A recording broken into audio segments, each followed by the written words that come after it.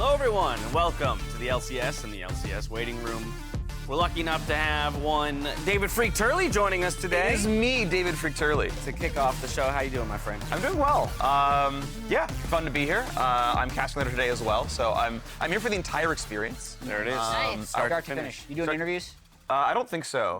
I haven't done. Okay. I don't think I've done interviews. So you're not on Emily's level yet. I am not on your level, and I know that to be believe in true. you. That's fair. I mean, I could ask okay-ish I can't questions. cast. I would like nerd about like item builds, like too much, and just like miss on the like, actually good questions. Hey, but there's, you know what? That would be an angle that not many LCS interviewers have It would taken be yet. an angle, So, you not know, a cute one. it would be new and different at the very least. As we always do on Saturday, we like to tweet out to see what anyone in the community has to say around how things are going in the LCS. And one Vulcan, I don't know if you know who Vulcan is. Vulcan decided to weigh That's in. one of our old teams, right? Yeah, you're right, actually. yeah. Okay, the team came So back. maybe it's the team as a whole. Let's went get to the World. tweet up on the board, if LCS. you will. Yeah, what was the story here? I was watching and I just saw the camera. Oh zoom my in. I was just told that all of our technology is broken. Oh, there it is. All right. Hey. Yeah. Yeah, what's going on with this? And we were effectively ratioed, by the way. Of course we were. So, but I do have an answer, by the way. You okay, asked the question. yeah. What so. is? So this is I mean it's two parts. It's one a throwback to G2 where like Broken Blade has Yanko's on his Yep. forehead, Yanko's Broken Blade, Caps, and then all that stuff. Yeah, I think Yanko's has caps on his head. And so he's like, oh, so at first he's like, wait, can I like, oh, is our forehead like just free branding space now? Like we just use that? And also he's just made it a habit to find every single double if tweet Yep. and just Oh, reply yeah, with a yeah. ratio. I've The seen ratio it. He's 100% hit rate. It's amazing. What I want to know is if that's actually Sharpie, like if he comes in today and it's just like faded. There's a faded version of it. Notice how even though the pen was also running out of ink, so if it fades slowly, soon it'll just say rat.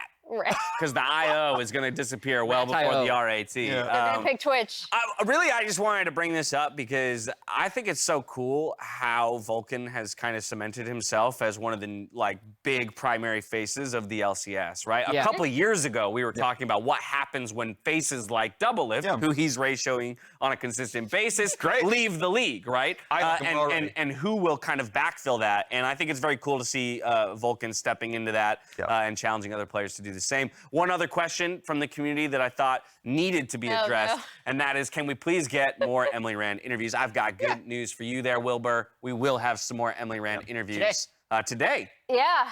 Boom. I'm still subbing in. For those that don't know, since she tweeted it, Gabby is out with COVID, so everyone should wish that she gets better. It was also her birthday earlier It was this also her week, so birthday, you so should wish her a happy belated birthday. as well on that. But yeah, I've been subbing in interviews. I think it's been going okay. Have you been having fun with it? You're Yeah. just asking whatever comes in your head in question, which is like a dangerous game. Yeah, I The love. Stixa interview was really funny. I love doing interviews. For anyone that doesn't know, I used to do them for ESPN like all the time. But post-match interviews are a different beast because you only have, like, you get up there and you're like, oh man, I'm going to ask all these questions. And then producer in your ear is like, you have 3 questions. And then we're out. And I'm like, okay. There's a really weird pressure with post-game interviews, right? Where you want to try and get something really great out of it, but you also recognize this incredible amount of like confine, you know, that you're kind of stuck into. Also, when I was tweeting that I didn't know the interview meta, it didn't show up on broadcast, but what happened is I forgot that they do a bow, so I was getting up into position. Nice. And what people didn't see is the a very Golden Guardians awkward bow. U-turn in the first game. Where I'm like walking up on stage, I see EG coming around, and I'm just like, okay. You know what? No, I into the petition bow. that interviewers should be involved in the bows. No. Team bows from now on. How is that gonna do? Just get out there, bow with No. them, and immediately pivot into interview. I think we should go for it. My one good memory, well, yeah, sure, from doing Your only good memory. My only good memory. Everyone, this is Freak's only the good only memory. one I have. Everyone pay attention. That was like, So I was doing post-match interview with Jensen for Cloud9, and I come up and just like he's like really new to the LCS, like it's like the second year here or whatever, first year, something like that. And I just called him by like his actual name, like Nikolai Jensen. Yeah. And I was like, hi Jensen, and he's like, no, it's Jensen. I was like, oh, I know, that's your actual last name. But he almost like the first conversation we had was like correcting me like, no, you pronounce my name like an American, right? It's like, okay, sure. and Honestly, though, I appreciate appreciate that out of a pro, because there's a number of times when we're like iffy on someone's name and we're like, I would give anything just to go talk to that pro and have them say their name to me like 10 times in a row. Uzi. Yeah, exactly. Like, please just say it so I know and can stand behind it. Moving on, Bel'Veth. Now we're getting into some real League of Legends stuff here. We talked plenty about Bel'Veth yesterday and how much we maybe expect her to show up in pro play. And she was largely absent from yesterday's Play Freak. But as well, I'm glad we have you on the desk, because this is a scary set of tooltips to look at. And we've heard a number of players actually kind of support the claim that she's not an easy champion to pilot. Yeah, I mean, she is a relatively squishy melee carry, right? So, like, the closest analog is Master Yi, or maybe even kind of a Yasuo, where it's like, you have, like, one tool for not instantly dying, and that's Royal Maelstrom. You get a bunch of damage reduction and lifesteal, and that's it. You got to play, like, a melee squishy fighter. Like, good luck. Like, if you're playing Fiora or Camille, it's like, I can split push all game and, like, TP flank once in a while. It's like, well, you're a jungler. Right. You're not taking side lane from your top laner, probably. Right? Yeah, she scales really well. I even looking at pro data, because I was getting ready for the first cast, because I was on the first set on Saturday, it's like, oh no, like even the pros go Kraken Slayer on her. You're playing a melee auto attacker without a wind wall or invulnerability. It's like, you're building Kraken Slayer first item. Like even the Viegos don't do that, and they self-heal and turn invisible and stuff. So yeah, I mean, she's definitely a good champion. She's crushing every MMR. What's cool is you actually have 2 ability maxes. You can max, I think it's Q or E. Maelstrom actually has pretty good damage ranking, but it's close. And yeah, you're a melee carry. You're all about like actually pushing down a lane. She's a really good reset champion. Like the ceiling is there. Across all the leagues that have played on 12-12 so far, it's like 50% pick and ban rate. Like she's in the meta. Right, she's there. We just haven't seen her on the Rift yet here. Just haven't seen her yet. Yeah, and I think, I know, Dash, you and I talked to a few people yesterday behind the scenes where the things that people are concerned about are clear speed, obviously, because a lot of pro junglers are just going to heavily prioritize clear speed. Time is, in my opinion, the most valuable resource for a jungler early on in the game, so that makes a lot of sense. And then they're also concerned with like level of difficulty, squishiness, and then the fact that she has really specific timings. Like I went over this yesterday in terms of how she raises Herald priority, especially second Herald. Teams. Yeah, especially second Herald, which wasn't all that like prioritized previously, or certainly not as high as the first. And the fact that there are these specific timings that if you can draft against her a really good team fight that has early itemization that can beat you in a 5v5 at Herald, then she's kind of dead in the water and then just kind of a squishy champion that can't do much if she's not snowballing. So I know those are the concerns around her. I still really like to see her because I think she's kind of broken. We're going to get it to that, I feel so, yeah, I do think she's broken. And the 50% pick ban almost reaffirms that to me, because her style doesn't fit what I'd call like the slot of current junglers, which makes it harder for teams to adapt. So this is something I noticed back in like 2020 when like Volibear released. He, at the time, fit the jungler slot, where it's a general bruiser type champion who is good at ganking lanes and okay in team fights, and the rest of the team comp could stay the same, and you just slot in Volibear. But when you have Bel'Veth, who is this like not super fast clearing early prio jungler who wants to be a squishy melee carry, that's not the current jungle slot. Like the current jungle slot is Viego, Xin, Udyr, maybe Hecarim. It's the bruiser AD in a lot of cases. And now you have this like, you can kind of do a bruiser build, but you really want to go Kraken Slayer in a lot of cases. So the fact that we're seeing it tells me that it's actually very open. Yeah, that said, again, some of the rumblings I've heard behind the scenes is that people aren't necessarily set on the current build path for Bel'Veth. I mean, and that there is some discussion around, can you move her more in the direction of those bruisers? Right. Yeah, because she is good. She's not universal, to your point, at the moment. So we've talked a little bit about Bel'Veth, and there's still a lot of questions about how to play her optimally. Luckily, we have our own literal world champion standing by with some tips and tricks for Bel'Veth. Azael, take it away. Hey everyone, Azael here with some Bel'Veth tips and tricks. Champion is enabled on Pro, so let's jump right into it. The Q does have a little bit of travel time, but works as a pseudo auto attack reset. One of the things that is really useful is similar to Vayne Tumble and Kayn Q. If you're tucked in against the wall, you actually cancel the travel time, but still get the damage out. That is going to be really useful for your jungle clears and situationally for things like a turret dive. You can also Q flash, which is kind of cool, but really not that useful for the most part. The W is going to give you Q resets, which is something you should really keep in mind. It's based on where the enemy champions are to your champion. So, you know, if you W a champion to your right, you're gonna reset that sort of Q. If you W a champion to your left, you're gonna reset that Q angle. One thing that is really cool is that if you reposition yourself into the middle of a bunch of enemies, you can actually get a 4-man Q reset, which situationally can be really useful. W flash is not going to reposition the W, of course, but in situations where you're having a duel and say you need to reset your Q to the right, you can W, you can flash to the left, then you're going to be able to reset that and actually Q over to the right to reset. So can be situationally pretty cool. The E is one of the most important parts of the kit. Even at rank 1 with no attack speed, it full stacks Conquer, it full stacks lethal tempo, which is really, really, really powerful in these situations. It's also worth noting that while enemy CC will cancel the damage, it does not cancel the damage reduction. So if you buffer this when something like, you know, a Scatter the Weak and a Syndra ultimate is going to come through, you're going to keep that damage reduction for it, and that is going to be absolutely game-changing in some of these fights.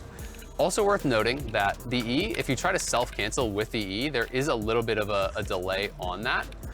So you have to wait, you know, about 0.75 seconds. But if you actually E and then you Q right away, or you E and then you W right away, you're going to be able to insta-cancel that, which can actually be quite useful. One of the situations that you can do it, similar to kind of Master Yi Meditate, is say you're taking a tower shot, you actually take that tower shot, you E at the last second, then you Q out before a second tower shot would shoot off, which is going to be really, really helpful with things like tower dives, or even situationally if you're about to tank a Caitlyn ult and you don't want to be stuck in positions for the enemy to catch up. There's a couple things that you can do that are pretty cool playing around vision with this champion. The E will actually hit enemy champions even if they're out of vision, so you know, think of Kali Shroud and things like that, and it actually shoots out these little spikes towards those enemy champions whether you can see them or not. Also, if you want to check a brush, you could Q towards that brush, W, and you would get that Q reset. If there's someone there, you could Q back to safety. Another thing that is really helpful when you're playing against things like, you know, say a Shaco or a Wukong or a LeBlanc is that your autos and your Q apply this little circle, and that is going to reveal which is the real enemy champion when an enemy clone does pop, which is going to be really, really handy to make sure that you are targeting the correct champion. Hopefully these tips and tricks will help you guys out in your game, and hopefully we'll get to see some Bel'Veth today, as I'm really excited to see how it's going to perform in the LCS. Thank you very much, Azael, for distilling all of those words that we saw on those tooltips down to something that now I feel like I can actually take into a game with a relative understanding. Yeah, but smart. It's why I, you know, claimed him as part of the Doug duo. I get to like leech off of his brain, and like almost pretend to be on his level. I didn't realize that was all of your making. I was intentional with who I could. You know, gotcha. Wow. They said freak who Freak do you is a want. theoretical. yeah, exactly. All right, let's dive into some discussion around some players in the LCS. This one coming from our very own Kelsey Moser. Year is 2024. Teams no longer scout support mains from solo queue. They just have their oldest player in any other role swap to support at the end of the year. Oh, no. Excited to see Pearson transition to support in 2030. I mean, it's like I think there's like a legitimate kind of like exploration of thought here around like. Is support best suited, or rather are veteran players from other roles best suited for moving into support because of the nature of what that role demands? So I want to sort of take a serious approach to this and see kind of where we go. I think of the swaps, it makes the most sense. Right? It is generally the least hand-reliant role, right? Like you're not playing a lot of like brand AP Shaco kind of stuff where like Rakamna's kind of meant to be like the assassin-esque, like the first like really try like a mechanically complex support. People are like, oh no, I just R-flash people. And it's like, oh, okay, just kidding, haha. You know, like, but he was meant to be tricky, right? He's meant to be like the block of supports, which is like, oh, okay, cool idea. You know, Pyke does a little bit of that as well. But yeah, most supports are like, I hit R on Leona on someone, and I did my job. You know, like you're just not doing, you know, 200 APM vein kiting, right? So yeah, I do think like that does line up, right? If you're like your mechanics out there, whatever. Also, it does need the most like map knowledge, like map awareness, like overall communication skills. Those are skills you tend to develop as a pro player. Where it's like, hey, I'm 17, fresh out of solo queue. Like, I haven't done a bunch of voice comms with people before. I haven't had to do map rotation with people. Like, I'm just lane good. You know, I'll play Syndra. But yeah, if, you know, you're 27 and it's like, oh yeah, I've played pro for 9 years and like I really like I know all the metas. I've done all the map. I've seen all the objectives. Like, you are well suited to be a strong support. Even, like, yeah, I haven't played more than 5 Nami games before, but like, that's okay. You know how to roam and like what words are supposed to do, right? Like, and not in that stupid of terms, but I think there is something there. Mm-hmm. I mean, obviously this is hyperbole. I mean, it is and it isn't. There's four supports here that we have listed: Corki, Aphromoo, Zven, Huhi, that have all been long-time pros. Aphromoo a little bit less because he switched to support back. It's so long ago, but yeah. But like, we're very proficient at a key role, and then we're better at support. We don't know if that's going to be the case for Zven yet, but it is true for the other three. So there is a lot of validity into like, if you eventually want to be a pro support, you probably want to play another role to a very high level first. Yeah, I was going to say, I think when most people scout from solo queue, they tend to focus on mechanics first, especially for the positions that we've seen people role swap to support from, which is AD carry and mid lane for Huhi. And like, you can take the knowledge you have and the experience. But in those roles, I think those two roles specifically are the ones where you're going to get outpaced by young and upcoming talent who's just going to grind solo queue or grind champions queue or whatever. And this isn't just an NA thing. Like, this happens in every region, especially for those two roles because they're typically so mechanically intensive. So I definitely think this is hyperbolic, but there is a grain of truth there.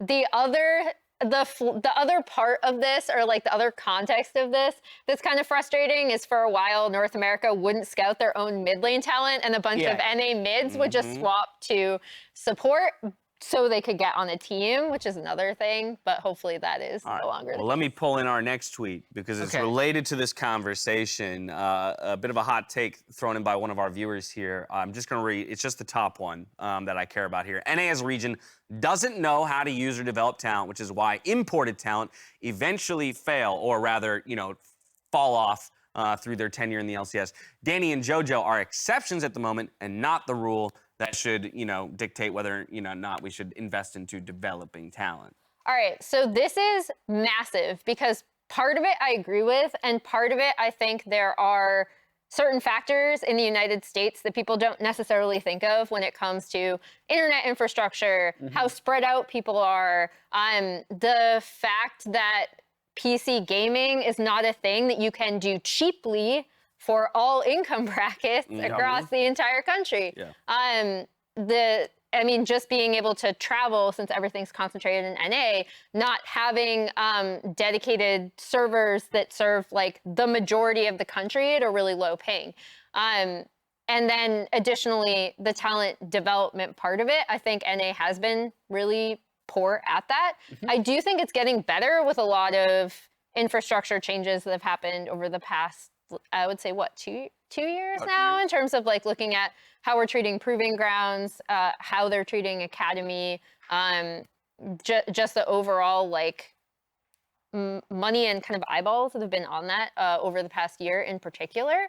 But yeah, I mean, there's like a lot to this. Like I could talk for hours on like the socioeconomic factors alone. And I'm not making excuses. I'm saying like there are fundamental infrastructure problems with the United States that are actively working against this. Because my thing here, I'm just gonna add one little tiny thing because there's a lot. But for me, I actually do agree. Danny and JoJo are the exceptions and not the rule. But in my opinion, they are the exceptions that prove that we should be actually investing, right? Because I would argue that they are the exceptions in a league where investment in developing talent has been very low, not been a priority. And so they are just the two young talents who have managed to break through in spite of that, not because of it. I don't think that they're good because the development has been good around them. I think they're good because they're good.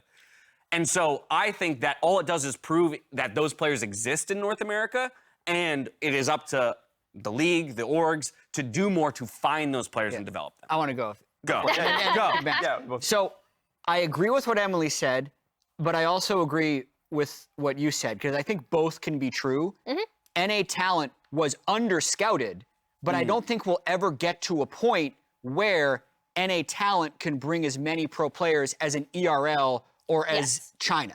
Gotcha. So I think the ideal version of like NA is you have maybe like double or triple the amount of JoJo's and Danny's, but still like a largely imported league. Okay. Where you do have more experienced stars from other leagues coming over, because the one advantage that North America would have over Europe would be, and this is getting like really meta, but like better access to monetization, because the market is not as fragmented as it is in Europe. Yeah. When you're trying to monetize an LEC team, you're dealing with like 10 different countries that all have their own marketing wings, whereas someone in North America, you can market to all of the United States, which is why you actually end up having higher salaries in North America because of the marketing stuff. So the ideal way that NA competes is a better job of talent scouting while also using the advantage that they have to bring in talent from other regions. Then can I push you on the first point he makes, which is he claims that imported talent eventually falls. Do you even agree with that statement, that assertion that imported talent eventually fails, they gradually fall off? I have a follow-up to That's this. for a different region. I'll do this one quick. Yeah. I think it's because there's an expectation from a lot of imported talent that it's going to be easy, and it's not easy. So Okay. then they fail. Okay.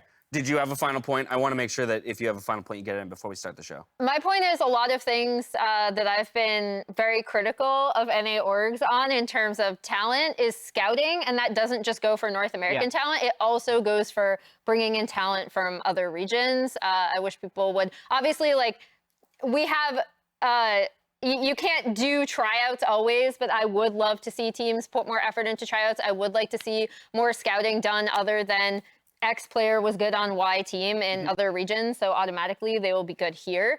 Yeah, I mean, again, I could talk about this for a really long time. Sorry, I'm not sorry that I opened a giant can of worms only to not be able to deal with all the worms. Maybe this is There's a lot of worms in We're here. 3 minutes overdue for talking the show start. all right. Maybe Stomp on the intro. that's also fine too. Maybe a Maybe a podcast. future JLXP. Yeah, I'm down. Yeah. This topic, because I'd love to explore There it are further. fewer ranked League of Legends players in North America than in Europe. It's like 1/3 the size. So we generally produce about 1/3 the number of pros. There you that's have just it. like, makes unless sense. we're just built different, that's just going to be true. Working from a There's deficit. my 2-sentence answer. In that Yeah. regard. Thank you very much. I look forward to that episode from us to you. Get up there to go cast. We're going to fun. start the show. Kick off this Sunday.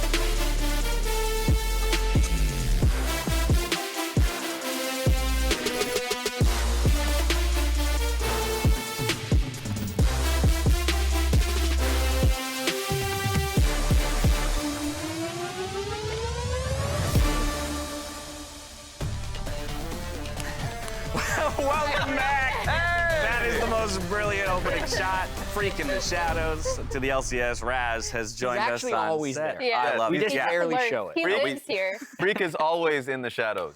I love. Yeah, definitely. Yeah. He's right there off camera right now. I promise you. coming back. Let's take a look at the standings. EG.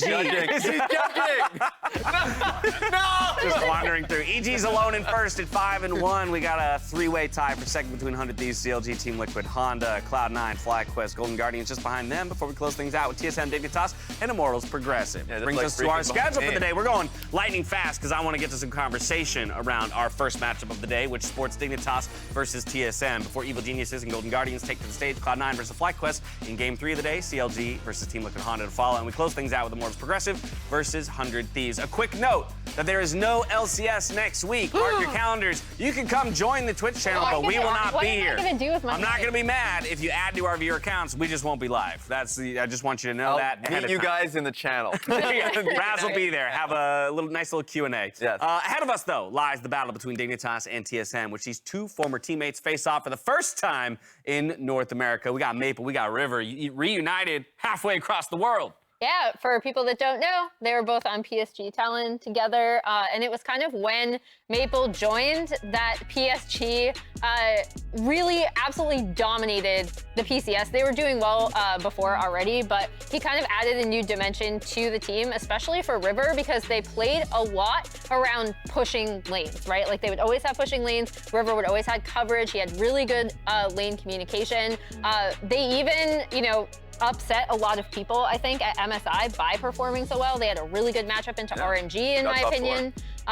So yeah, I mean, these two players work really well together, and now they're on opposing sides of the rift here in the LCS. Yeah, it's fun to see because I remember when we were talking about them when they were on PSG, it was the creativity that they had, the TP Talon, jungle. I loved that. You knew that was going to end up in there. Yes. Yeah, the moment I knew you were a part of this segment, I was like, yeah, for sure. She's going to have a hand on this TP Talon. And it was because something that we talk about, what, you know, Maple is so good at is something that River excels at, is that they move around a lot and that they're incredibly intelligent in how they play around vision. And the fact that they're going up against each other with the history they have is fun. Yeah, former teammates, we can talk about them all we want, but who better to hear from than the players themselves? Let's get a word from River on Maple. 메이플 선수가 되게 베테랑 선수다 보니까 전에 있던 팀 PSG 팀에서 되게 잘 맞았었고, 그리고 이렇게 지금은 적으로 붙게 돼서 되게 좀 재밌는 것 같아요. 전에는 제가 생각했을 때 라인전은 그렇게 안 세도 좀 중후반으로 가면 갈수록 잘한다는 선수라고 생각했는데, 여기 와서는 이제 라인전도 잘해서 좀 다 잘하는 선수인 것 같아요. I love hearing River talk about his experience with Maple, because I also think there's something about Maple that maybe is underrated in his career. It's how well he works with junglers. I don't know if you've heard of a guy called Karsa. Yeah, I know him. He was pretty good as well. True. Yeah. When River came over, he played at an extremely high level on Dignitas, and now Spica just lights up every time he talks about Yeah. Maple. So I think there is a lot here with how Maple contributes to his jungler success as well.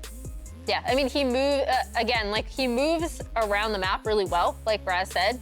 And I think again, I know River said, like, I didn't think his laning phase is that good, but he's been laning really well in LCS, so now it's an extra dimension of his play. But it's how he meets up and kind of covers and all these small map movements he makes for his jungler that make their job so much easier. And then additionally, on picks like Galio, like Twisted Fate, like Rise, he can affect side lanes really well. Yeah, and that's the key part. The fact that it ended on the point that he expected him to be worse in laning and still be great mid to late game, but his laning is good. So like the fact that he just said, yeah, he's a well-rounded player, and this is a great fit for TSM, a team that really needed that in the mid lane, where last split, catastrophic split for the team. Like 9th place, a lot of the times of the mention of just developing players. Now they have the most developed player in Maple. And it's only going to help them succeed this year. But I love drawing the line, right, between the point you just made and what Jap made earlier, right, around how that supports a player like Spica. Again, part of our frustration with the spring split, right, was knowing the kind of player that Spica can be, and just seeing him in a situation and environment where that was unattainable, where it was unreachable to get back to that MVP kind of status. Now with Maple, the way he talks about playing with him, it seems like Spica's got a little bit of that MVP fire back. Yeah, I do want to couch this, though, because there's a really positive energy around TSM. Who's 2-4? Yep. Yeah. And if they lose to Dignitas, then there's going to be, maybe it was just a little preemptive. People will walk it back pretty quickly. Likewise, I think we also have to talk a little bit about River just specifically because, again, he has so long been the focus this year of Dignitas' like key piece to success, right? In spring, it was Jarvan. We saw the Jarvan come out on stage just yesterday. It does still concern me that they seem so reliant on him and his playmaking in order to find wins, but it at least speaks to his ability. Yeah, very disjointed this team is, and so the fact that they are starting to get better since last week is nice to see, because my question was always on their solo laners. You know, Blue and specifically Gamsu, two players who I think in terms of how they've been playing in their early lane has been rough, but also just their bot side team fighting has been the struggle early on in their games. They will just fall catastrophically behind because of their early 3v3s or 4v4s bot side, and they just, at that point, can never recover the game. So the fact that as I said last week, starting to play better and be on the same page, something that was actually making this team so successful last split in the early portions was the fact that Biofrost played incredibly well with River. Neo and Biofrost had a great lane, and so those three can just control the tempo of the game that hasn't been happening this split. Got a minute to go. Teams are finishing up Champion Select currently. Anything to add? Why is it that we've all crossed our right leg over our left? Oh. Wait. I was about to do it too, and that would have been too weird. That's just what came to mind. What is the correct meta? Is it towards? It's actually probably this. I should probably be towards Cam. Or I should probably be this way. No, Raz. And that is my cue to cut away from us and out to the arena. As we head out to the arena, they may be enemies today, but Maple and River are friends for life. 在 PSG 的时候，没有被我跟凯 Win 欺负吧？没有被我跟凯 Win。凯 Win 跟我会骂你吗？我？嗯。嗯？有一点。不要乱讲话啊！凯 Win 还是我？凯 Win 还是我？我他妈的最好是啊！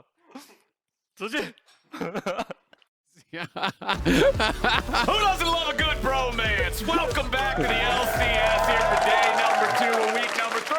I'm Captain Flowers, and this is our resident Belveth expert himself, Mr. Isaac Azael Cummings-Bentley. I'm impressed that not only did you manage to compile that video with all the knowledge, but you were also able to read the entire kit. I've been working on the ulti tooltip for about a week now. I think I'm about halfway through. You'll get there. Yeah, You'll get there. You know, just gotta work on it a little bit. Anyway, we're jumping into a draft that is already underway, so we'll be getting into Champion Select, or getting through Champion Select more quickly than normal. Let's take a look at what we got. We got Zeri and Yuumi over on the side of Dig, the Azir for some scaling. Gragas gonna be up there in the top lane. Okay.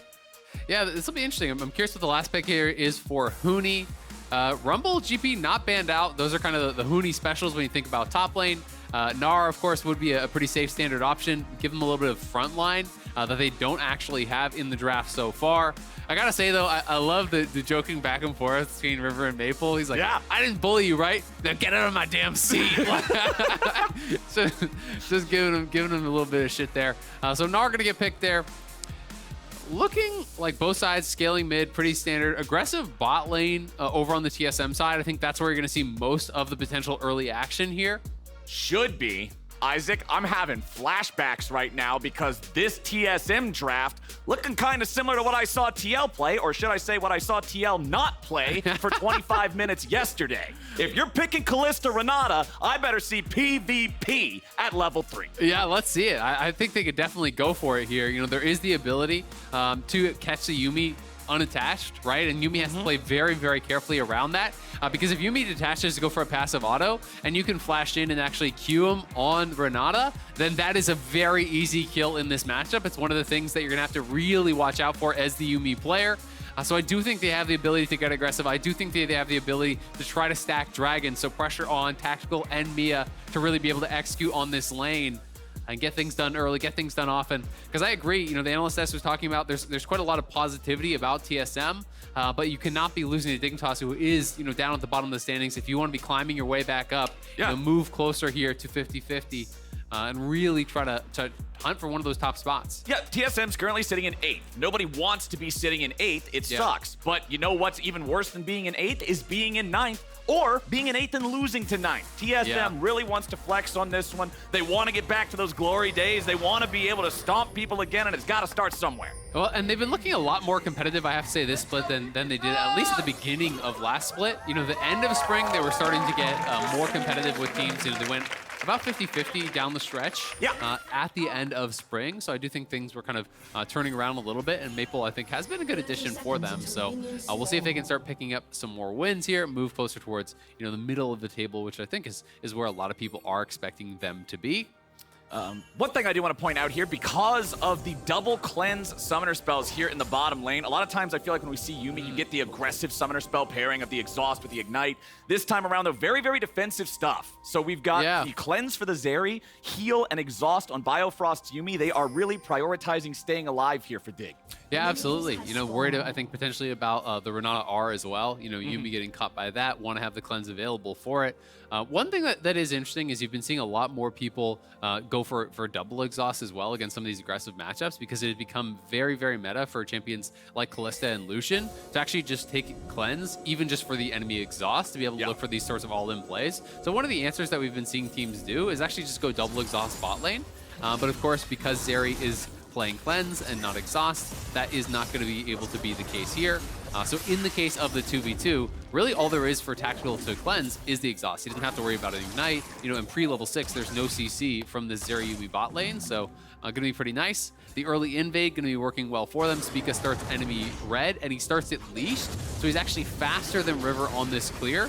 And I'm going to be interested to see where Spica wants to go from here now, because Spica has a lot of options. You know, when you are starting here, you can go here and you can actually cross map to try to go up to your own red buff and then clear back towards down. You can also go straight up towards your blue. I actually prefer the cross map play here, because what this is going to do is if you actually go up to your red quadrant now, where is Xin going to go? Xin is either going to have to go all the way cross map over towards your blue and do a very inefficient path, and this just gets you clearing straight up towards top. You can go back towards bot. You can do like essentially an 8-camp clear here as the Viego, and it denies the obvious counterplay of cross mapping and stealing the enemy red. So I think it's really smart. It's not only building yourself a solid plan in terms of the path, but by denying a good path for Xin, who's now just walking through his own jungle. Now he's just an does empty Krugs. chicken camp and empty That's red. rough. Just Krugs remaining. You put him further behind, and it feels really good. So River is going to be off to a bit of a slow start here in this one. Spica did go back into his red side jungle, but he didn't get his own red. He left that one up for now. Going to be down here for this bottom side Scuttlecrab spawn instead. I think this is a little bit of a mind game. I think this is saying, I went top side, of course I did my red, like don't invade up there. So he just does Raptors. So he gets one extra camp of CS, then comes back down towards bottom. You would probably assume that he did take the red buff. This way, if Xin did go down towards bot and actually invade the blue, he would have been there in time to try to defend that. So I think it's pretty clever stuff, and he can also extend the duration of his red, which is going to give him, you know, that additional combat power here early on. Xin just had to do 4 camps in base. Spica is going to be able to have the early red buff, then refresh his red buff when he takes his later on.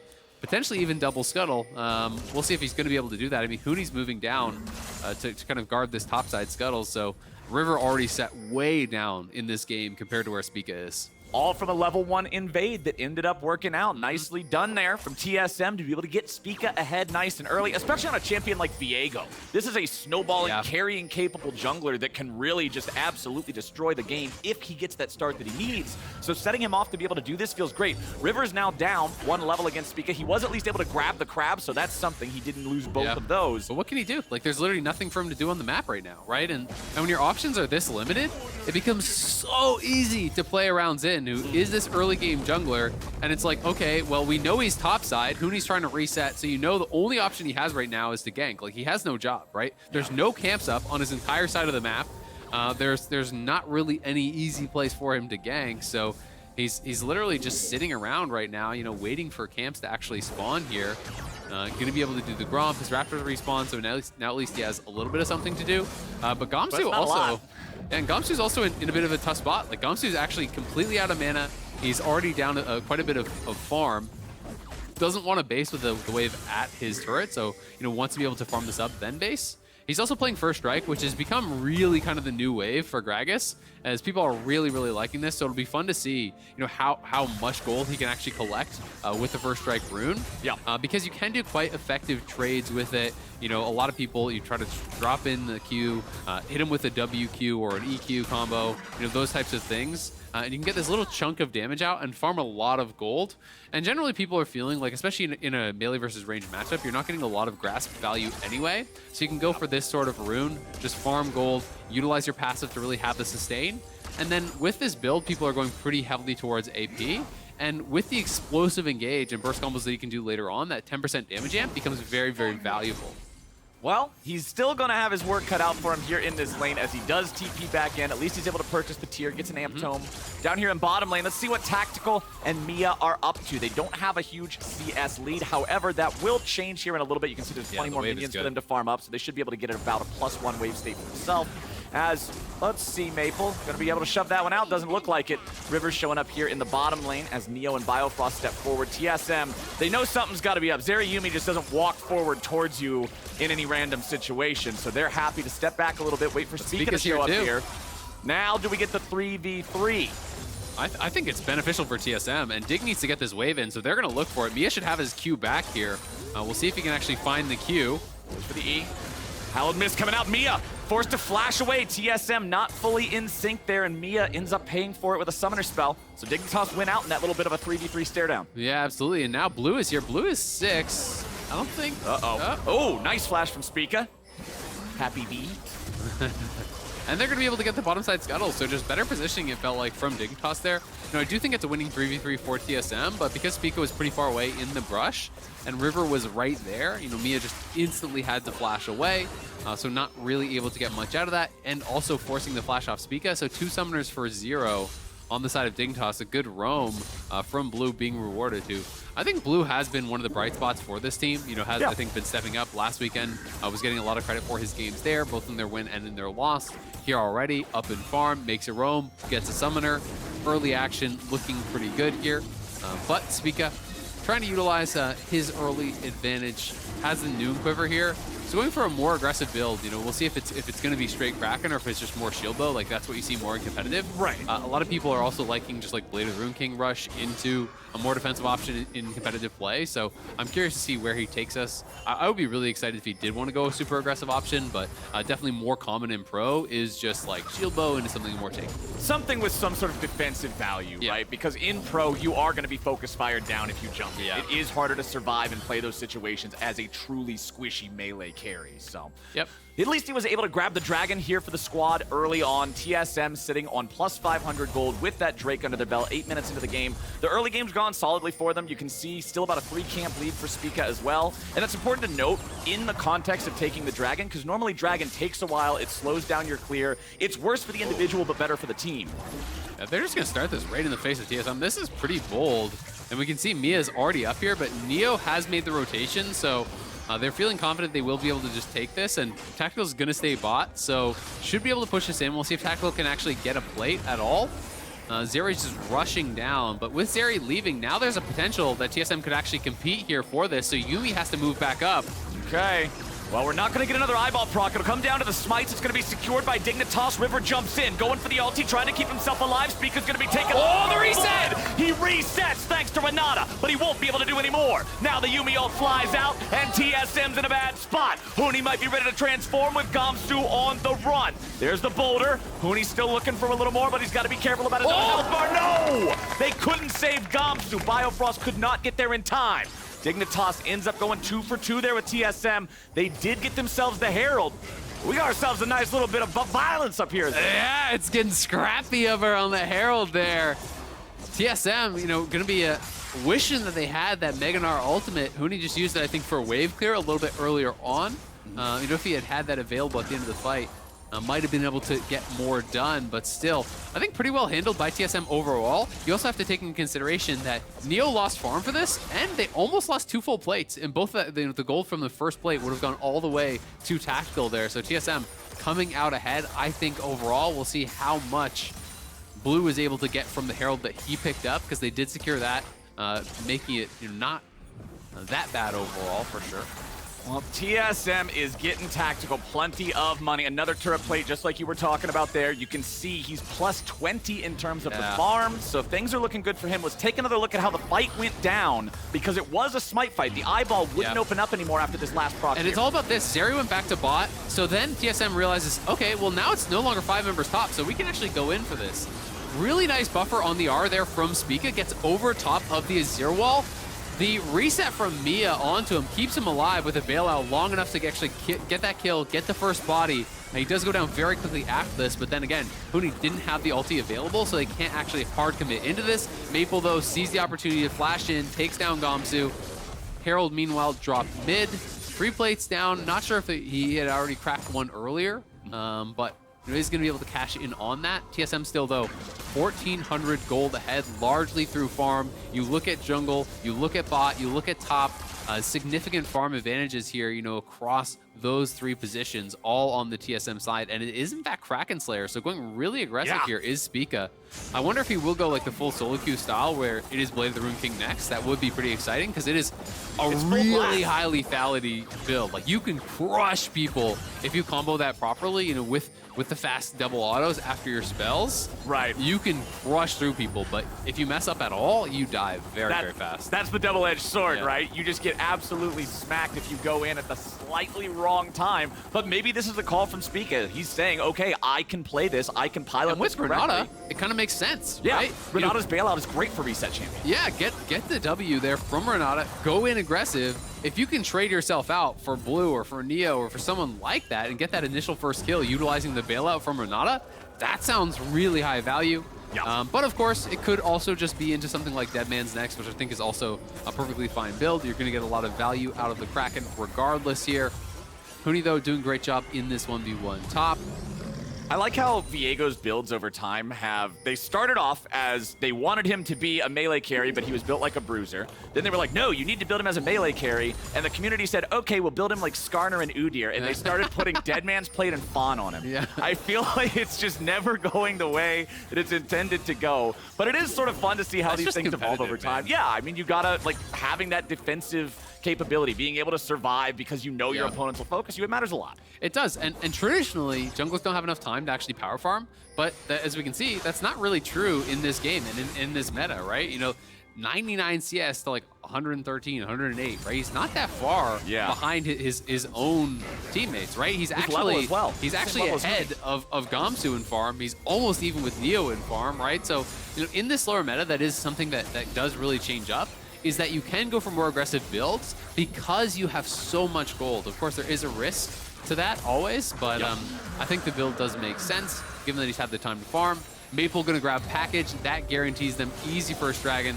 Package, unfortunately, not quite connecting there with Blue, but will allow him to shove this in, and TSM just staying aggressive here, looking to try to invade at this red. Oh, but is it going to get punished? The Yuumi ulti flies out, but Renata's ult turns things right back around as the mid laners duel off to the side, and Tactical's going to be in trouble. Tactical with a flashback over the wall, barely staying alive. More projectiles coming out. Spica goes in for Blue, but he ain't going to find him just yet. And the Dignitas mid laner takes down the Ruined King. Neo picks up Tactical. Oh! TSM is crumbling. He's gone! As Huni gets yeeted and deleted. And his TSM body's hitting the floor all across Summoner's Rift. Dignitas crushing TSM across the map there. There goes the lead as Tactical went way too far on that one. The rest of his team is retreating. And he's just walking up. I'm not sure if he was trying to last hit the red away or what he was thinking, but what the hell, man? Walks practically into melee range there, just kind of insta bot lane fight. And topside, Gamsu with just a great ulti. You've got to pay respect to Gragas because the ultimate is always so powerful when you're playing under the tower, knock you back under the tower. Huni did not have his flash available. Gragas has great wave clear, so if you clear out those minions, bop them back into the tower, that's going to make the difference in a lot of these fights. And just like that, Blue is the richest man in the game by a lot.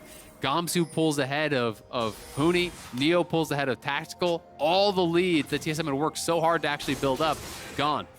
That just completely threw the game on it. Dignitas just suplexed TSM's lead, like slammed them. There is nothing left of everything they had built. We spent this time praising the early game advantage that Spica was able to get. We're talking about Viego trying to be this carry because he's staying on par with the solo laners and really being in a good spot.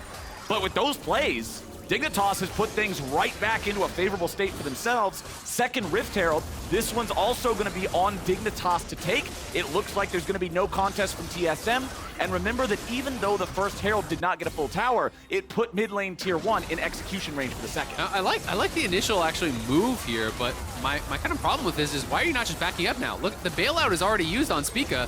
Why is Tactical walking in by himself trying to steal away the red buff, right? He's trying to last hit that red buff. The jungler is there. Even if you get that, it's going to cost you your life. He is in retreat. It takes him a little bit to finish him off, but Zeri with the ultimate is so fast. And then up to her top side, Huni looking for the ulti, just trying to get a good trade, swing and a miss, but not respecting the Gragas wave clear. He thought he was safe because there's a fat wave by the tower. Gragas ulti and Q kill the tower and Q at the same time.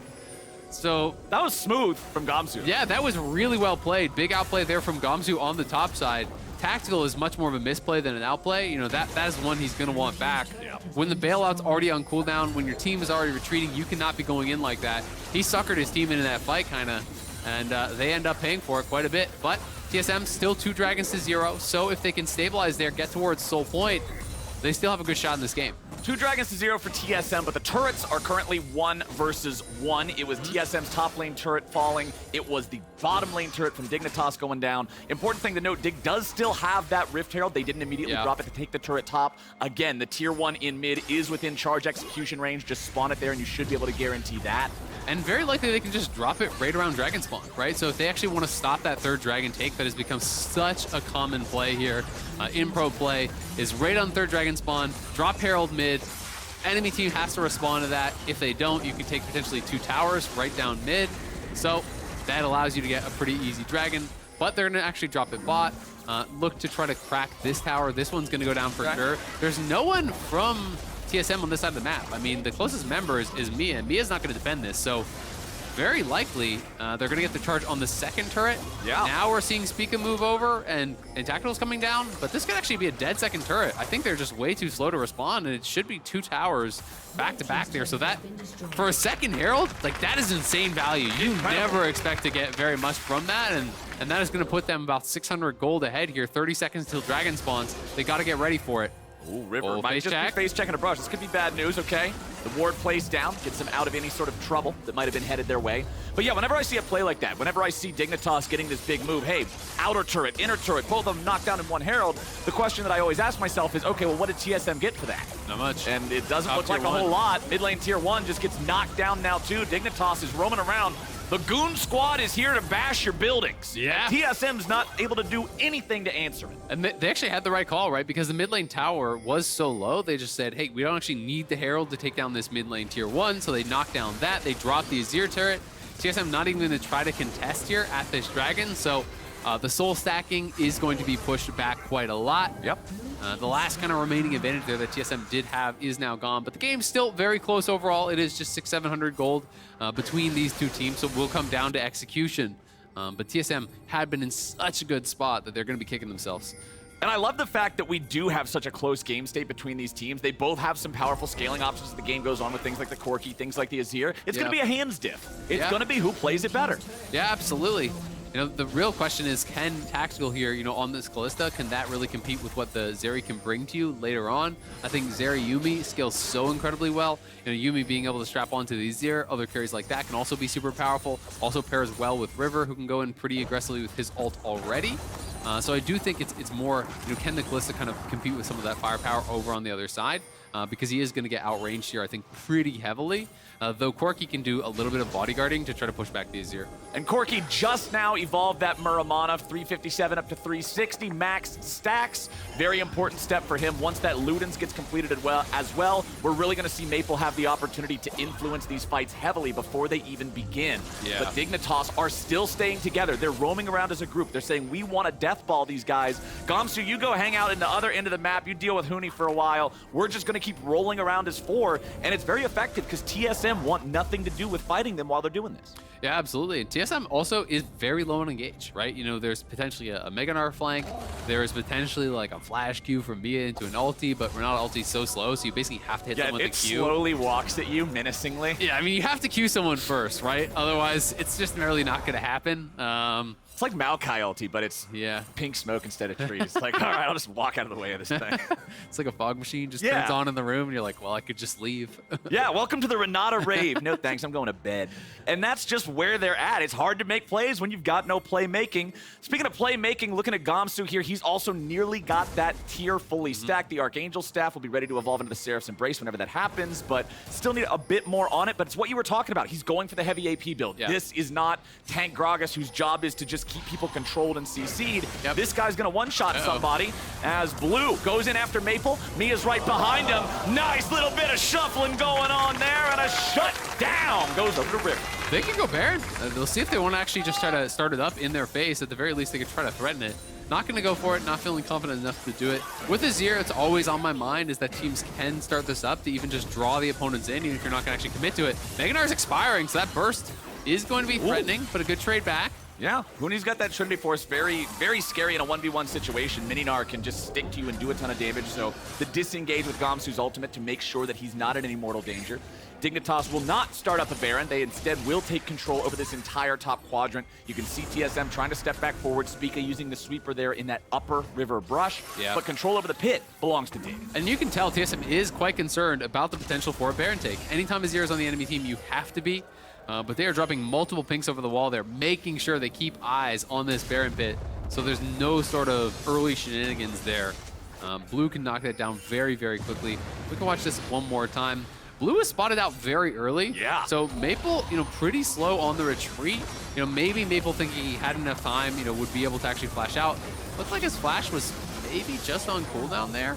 No, Maple flashed. He just didn't end up behind the origin point of the soldiers. The soldiers still spawn behind him because they appear a couple hundred units behind Azir and charge forward. Yeah, it looked weird. Like at the start of the replay, I think his flash was still on cooldown. That's more what I was trying to look at. Oh, was okay, that I like see. Did he flash kind of late because was his flash off because he was mashing it and it wasn't quite up?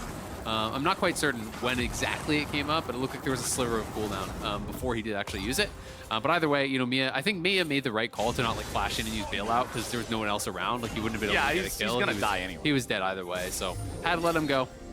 I mean, and it feels really bad to lose the flash and still have that happen, right? Now Maple's got to be extra careful in these upcoming situations. 45 seconds before our next Drake spawns. TSM gave up the third one of the game freely. We'll see if they make the same call here or if they want to challenge Dig for it. Dig still roaming around. Four-man squad, always together here for this Dignitas squad. Yeah, they have package now, so Ludens is complete, and he is going to be able to have a lot of power now, has the 2-item power spike. Obviously, Murmana completed quite a long time ago, and has the package available, so we'll see if they want to go for this. Dig can, of course, try to threaten cross-map play. If you start up the Dragon, they can try to threaten the Baron, but teams have gotten very good at just sending one person to solo the Dragon while 4 men guard on the other side. And with a Corki with package, I don't think you can do the Baron really whatsoever. So I'd love to see TSM just send someone down and start soloing this up, whether it's Huni or Tactical or whoever. Just get working on that. They're trying to force Maple to use the package defensively, because if you could do that, it would be really nice. Now Huni going to be working on this Dragon. He can solo this up. The rest of the TSM just comes up here to bodyguard. They have to be a little bit careful. They see that they're starting it up now, so Maple just needs to try to poke them off here. Huni has TP, so he could actually join behind them. He could look for this ward right there. Gamsu tried to use the ulti on Tactical, but he didn't get a lot of value. Dignitas now going to move over as 5v1 against Huni, who just ends up giving them their free food delivery. Dignitas get a kill. At the very least, though, they stop the Baron, they get the Dragon. 1 kill for Dragon, you're on soul point. That's good for TSM. Now Spica. It might be even better. River's about to drop. Oh, the exhaust! He's going to get punished instead. A beautiful save coming out from Dig. Tactical underneath the enemy turret. He might just die for it, but instead he gets away. Maple's going to grab the kill back on over to River as Neo tries to kite it out. Outplay. He gets the kill to Mia, and Dignitas will ace TSM. TSM just go insane there. Tactical running between the two towers in what looked like a 1v3 situation. Spica almost got the initial kill, but the exhaust shuts him down. Can't actually finish it off. And now Dig gets the ace and the Baron off the back of that. TSM going way too far. And now Dignitas is going to be opening up a massive advantage here. Going to be 4,000 plus in the lead with the Baron buff. Looking to extend that even further. Blue is enormous. Should have a death cap here on base, I assume. We're gonna watch this one more time. Yeah, I really want to see how close this got. So the TP flank was, I understand why he's going for the play, but TSM is not actually collapsing at the same time. If you want to look for that play, the 4-man squad has to be moving up at that same point. Then Spica is gonna lay a trap here. Is this bursty build? Finds River, gonna go in here very aggressively. Doesn't quite get the kill though, comes in over top. The exhaust comes through, the shield comes through, can't finish him off, and then Tactical on the right side of your screen is between two towers by himself in a 1v3. Like overplaying his hand there.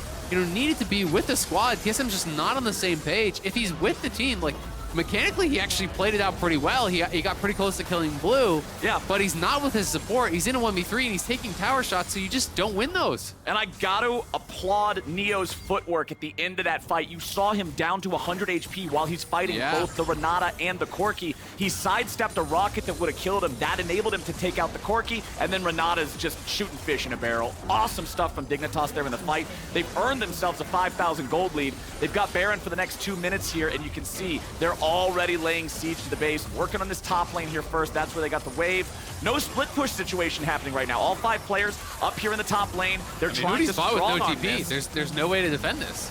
Dignitas just moving their way into TSM occupied territory, taking everything with them along the way. First inhibitor falls there in top. Blue's going in, and TSM's going out in body bags. Nicely done from Dig. Huni's still down there in Timbuktu. Gamsu in the stasis, keeping himself alive, trying to get on back. Spica wants a reset, but he won't be able to find it. Gamsu drops to Huni, who's finally made his way back into the base. Dignitas won't end the game. TSM, they hold the line, but they are in trouble. Oh man, I thought that was going to be over for sure. TSM barely able to hold on. That initial sweep in from Blue looked like that was going to close things out with Huni on the other side of the map. But at the end of the day, it is just the one Nexus turret, I believe, that falls. They get a couple more kills. TSM do trade back, but they are quite a bit behind. Looking towards that Cloud Soul is some sort of an opportunity here. The EQ flash in for the R, sweep them back. They get those quick initial 2 kills. Then I think just should have focused towers. You don't actually need to play for the kills here. Gamsu goes too deep and kind of throws away that initial advantage because you see Biofrost jumping off to actually block the W, but that gives away his life, and Huni is able to kill off Gamsu anyway. River tries to come in to bail him out. So just kind of overplaying their hand. I think if you just focus fire the towers at that point, you probably end the game. Like a Death Cap Azir, you crush through towers. AP mages late in the game really do shred those things. So Dig going a little bit too hyphy there, trying to end it, not able to. So now TSM do get some more opportunities. Maple is on 3 items at this point.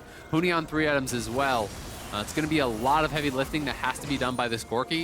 If you can land a lot of poke pre-fight, you know, really soften up the Azir, that is going to be the key member you have to watch out for because Blue has been just destroying them, it feels like, in these team fights. He's been a playmaker the whole time, but TSM, they're down to, if they're working with 9 lives, if we're going by cat rules here, they're down to the last 1 or 2 of them. There's not a whole lot more mistakes that you're going to get here in this one and still be able to play some more League of Legends off of it. TSM, they know they can get a soul if they can secure this Drake here in about 10 seconds, but Dignitas are the ones with control over the river and priority over the pit. Gamsu coming up to join the rest of the team. Mia's stuck out in front. He just might be in a real bad spot. Tactical pulls him in there with the ult. He goes into the stasis himself. Tactical's going to be found out here in the middle of everybody. TSM going to lose both bottom laners as Huni tries to fight back a little bit. River continues to charge forward, putting the pressure onto the TSM carries. Spica wants to get the execution, but Stopwatch says hell no. Blue goes unstoppable, and Maple goes 6 feet deep. Huni tries to stand and fight, but the Emperor's Divide wasn't even needed until now, and Blue is about to show him exactly how this game's gonna end. Shut down, ace for 1. Dignitas is gonna take this game. What a great ulti from Gamsu as well, knocking in Tactical. He goes down in a hurry, and Dignitas crushed through TSM after a really strong early game from TSM. It's all Dignitas on the punishes here. TSM overplaying their hand, and Dignitas was always ready to pick up their mistakes. Padding the stats a little bit, grab an extra kill on the support. Tactical's back alive. Spica won't be spawning for a couple of more seconds. They're seeing if they can get this last kill on Tactical, and they will do it. Gamsu going golden into the fountain steps. It won't matter. GG, Dignitas take them down, 21-8. Blue with another great game on the Azir, was crushing through them. Felt like TSM had no answer for the Azir in the later stages. Dignitas can be happy to pick up their second win in 2 weeks. Definitely on the way up, it feels like, really improving. But that is a very concerning loss for TSM, who had an incredible early game. You know, we're able to create a big advantage, but just completely were throwing that away. And Dignitas was there to punish them on every single mistake. It all goes back to that fight at the red buff. TSM, when they're doing the VoD review, that's the part they're going to be looking at, because that's where a 2,000 gold lead evaporated as Tactical overextends trying to take the red buff, as the rest of the team tries to scatter and Dig collapses, and then Huni with the the fun play up there in top lane, and Gamsu just blasting them underneath the turret. Dignitas earned their way back into the game at that point, and then they continued to make the right moves. I loved seeing the four-man Dignitas squad constantly rotate around, constantly making decisions as a team, and TSM was never ready to deal with. Absolutely. I mean, TSM made a couple mistakes, but then all credit to Dignitas for being able to close that out pretty cleanly. Got a little bit over-aggressive maybe at the Nexus. That's kind of the one thing you could nitpick, but the team fighting was really, really clean. Blue and Neo weren't dying whatsoever. You know, they were not getting caught out. Blue, it feels like, has been on a tear for Dignitas. Oh, yeah. Even early on, you know, you think about how inactive you think of Azir as a champion, but he got the CS advantage, got the push, roamed down towards bot, forced out the flash from Viego. Even in the very early levels, you know, he was making some things happen, had some really great engages in the team fights, was positioning well, and those pairings with Yuumi from ahead are actually so difficult to deal with, so difficult to take down. You know, TSM was more early game focused, I felt, with their composition. Didn't have any engage. So, you know, when you play these comps that are low engage, you can't afford to make these types of mistakes. And there's a number of times where if you pause the VoD at a couple of different times and you're just like, why is Tactical here? Right? What is going on? It wasn't just the red buff. It was also, you know, that dive between the mid lane tier 1 and tier 2 where Spica almost got the kill and they're flying in. You know, so TSM gonna have a lot of fights that they wish they didn't took. But hey, Dignitas are happy they took them, and Dignitas were happy to take this win. Blue is going to be going pro to pro with High in just a minute, but while they ready up, we're heading over to the State Farm Analyst Desk. Thank you very much, Captain Flowers. That's exactly right. High's getting the pro to pro all set up for Blue, and as soon as they're ready, we'll toss it over to them. But in the meantime, we're going to talk about the second win that Dignitas was just able to put on the board over TSM. Let's start in the draft, because we've talked a little bit about the bot lane in particular. I know, Emily, you've got thoughts on the Renata Kalista and how it's performed as a duo so far. Yeah, so I do think it's strong, because I never want people, when you're nitpicking a draft, to come out and be like, this absolutely sucks ass. But there's a lot of that, though. But I think if you're going to have this lane, you kind of do need to play around it due to the inherent strengths of the lane itself. And so Spica's early pathing was super interesting to me. But when you're comparing these team compositions, I do think you get to a point where Dignitas just kind of takes over with the Zeri Yuumi, with the initiation you have from the Xin Zhao and then Azir. Yeah, even just taking a step back, I mean, Dignitas has just been playing really well these days, right?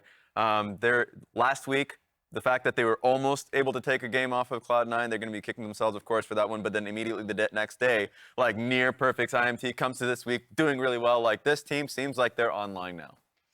What about it feels different in their play? Like, is it a specific player? Is it the way they're? Is it? Oh, yeah, for sure, players. I think like the biggest element is the team play, because a lot of their bot side fights, when it comes to 3v3s and 4v4 skirmishes, have been poor really early on, but like it feels much better now. And also, I think players like Blue, Biofrost, River have been performing incredibly well. So like those individuals definitely have performed much better as the time went on. Just to pull Jat into the conversation, I know we talked about how Dignitas's, or Emily talked about how Dignitas's comp comes online at a certain point, and the onus was on TSM to build a lead.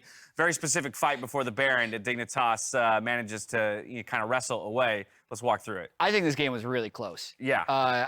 We might be killing that fight to get to Pro to Pro faster, but there were, like, the fact that, watch how close River is to dying here, but then also look at how close Neo is to dying, and also ask yourself, why is Tactical there? So all of those things combined, like, this was a breaking point of the game. So if this fight isn't taken, I think it's much more interesting, but if Neo dies there, or if Blue dies there, it's not a Baron and a much different game. I think from this point, Dig like really closed it out. And like if you consistently win those fights, you just are a better team. But holy moly, that was to me the game. I'm with you. It felt close. So let's go straight to High, who's standing by with Blue to get a word from what it was like to play in that very game.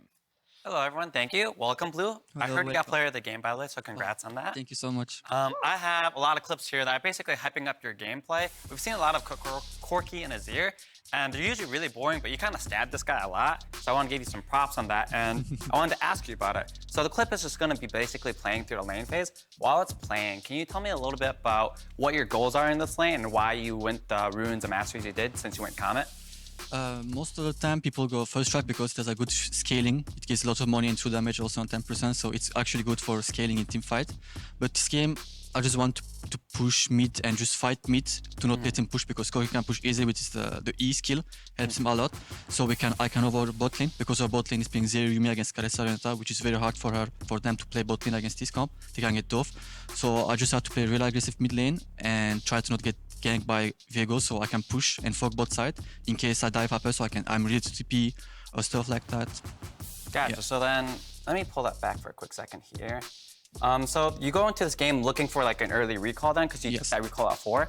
Okay, great. That actually got you a pretty big lead here. You got like 3 minion experience over him. He comes back to lane, whereas I show here, and you basically stab him like 80 times, and then he has to recall, and then you do the roam.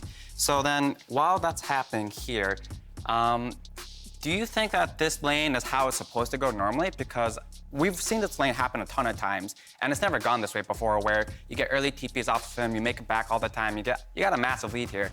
So is this something that you think consistently happens, or what was the difference here? So this can happen constantly to Azir's side, because to me, if an Azir plays really aggressive, he can win, but Corki needs to basically push and not care about Azir stabbing the Corki. So here he just prefers to scale, because he knows that he doesn't really want to lose trade, he just wants to stay healthy, so he doesn't get dove or just accept that he will lose trade, so he didn't consider the wave basically. It's fine to do like that too. Gotcha. So then you're playing a very aggressive lane phase here. Oh, I'm not pulling up. Why is it not going? Oh no. I blame the pen. Okay, so then you make him back here, and then you get this early roam where you get the early jungler flash here. So I thought that was a really well-played lane phase, so I want to just highlight that a bit, that you played this super well. I'm happy that you're actually stabbing him, because I don't think Corki should have a free lane against Azir. And then this is the last play I have for you. I basically want to ask you, when you're playing Azir and you're going into a team fight, how do you determine whether you're looking for like an Azir sec or you're looking for a stabbing? Or like playing in the back, front to back? Here we know Viego has no flash, so our plan was to take a fight 3v3, but here when we see Viego, we said we will go on Viego. But then I see we should have been together going to Viego, but we did, I think, a miscommunication in the fight. But just the main goal was to go 3v3 just on Viego because it's flashless. And since I have a Gragas and Zhao, so just to go in. But if you have something else, probably we'll play slow and try to just poke first and then go in later. Got it. So a lot depends on like what is on your team comp. That changes how you want to do it. Yes. Okay, cool. So then that's the last clips that I have here. And finally, I have another question. Maple is new to the league. He used to play with River. Can you tell me a little bit about how you thought Maple performed here? And if River gave you like any tips about like how to take him down or something like that? Maple's performance, I think he's good. Like people might be thinking he will 1v9 or stuff like that, but not really. This is not a season that you can 1v9 like you used to a long time ago. No, it's more like he's more like a player that will push and fog and try to help his team. He plays like a Zoe or Galio TF. We know that he's like a supportive mid laner. So he's not like the carry player like European, you know. He's a really different play style, more like Bergson, I would say, that helps his teammate, yeah. Awesome, cool. That's great. So then I believe that's all that I have here. If you don't have anything else to say, thank you for coming on here. Thank you so much for having me. Yep, congratulations on Player of the Game. Thank you so much again. So we're gonna head to break. Check out the next crop of up-and-coming LCS stars as we highlight the top 5 rookies in Academy chosen by Cubby. Will be Chad is trying to see if he can contest it. Gets inside, does not. Sheedan's able to outsmite him each time. Wow.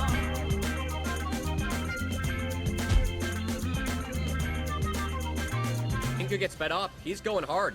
But the flash over the wall flash has been reciprocated on the other side, and the sniping spree out of Cloud9.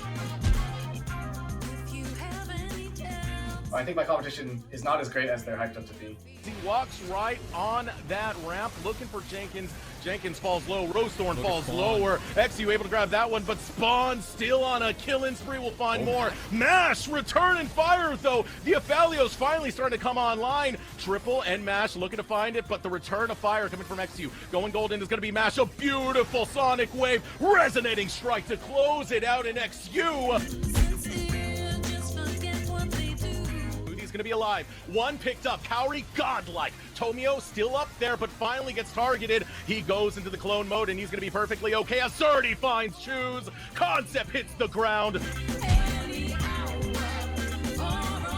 Race, bot lane fell first. Yuji's up here. The Herald's going in, but Yuji has the damage to just assassinate. Now in a 1v2. He's going for Concept. allows for a lot of pressure. But here in the bot lane, it looks like it just might be an attempted 2v2 dive with BMFX still surviving. The knock up onto Cowrie. He's getting a lot of damage with the lashings that he's taken for Busio flashed in. Kills them. Boom! 2025, I think I'll be at Worlds because I know I want to be at Worlds. So if I put my mind to it, I can do it.